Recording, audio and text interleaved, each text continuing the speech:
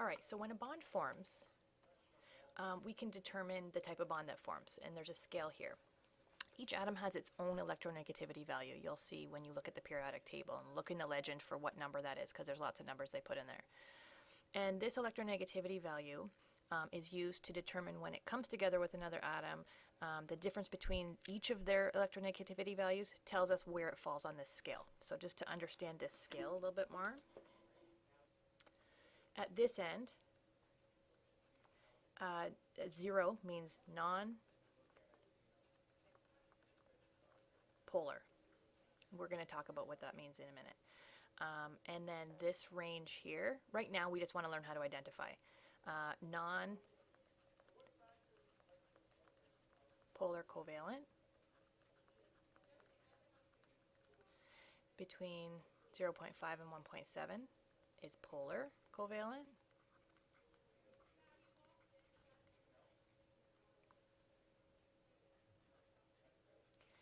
And then after 1.7, we're approaching the ionic bonds. So now maybe we want to know what polar and nonpolar means. So one important thing about polar and nonpolar molecules is that like dissolves like. So only polar molecules will mix well with other polar molecules, and the same is true for non. So if we have a look at an example, so we might be given a molecule of water. We want to know, is it polar covalent, ionic, nonpolar covalent? What you're going to do is you're going to look up in the periodic table that I put in the reference, or any periodic table for that matter, the electronegativity values. And hydrogen is, number is 2.1, and they say if it's a positive, they use this little symbol to show partial positive. And oxygen, the electronegativity value is 3.5, and it's negative, partial negative. So to figure out what the difference between these two numbers is, all you're doing is subtracting. So 3.5 minus 2.1 equals 1.4. Now you use this value to look up on here, 1.4. So we are in the polar covalent. So this simply is just identifying where it is on it. So therefore, polar covalent.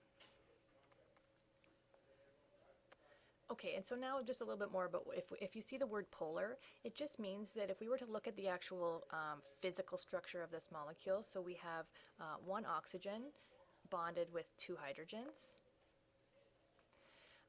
Polar just means that one end of the molecule has a partial negative charge to it, and the other end has a partial positive. So we see up here that hydrogen is the positive one, oxygen is the negative. So if we were to sort of draw a dotted line through this end here would be our partial negative end. This end of the molecule here, now you have to picture its three-dimensionally physical structure of it, is partially positive. Okay, and that's all that polar means. There's an unequal distribution of charges, so one end ends up having a positive charge and one ends up having a negative charge.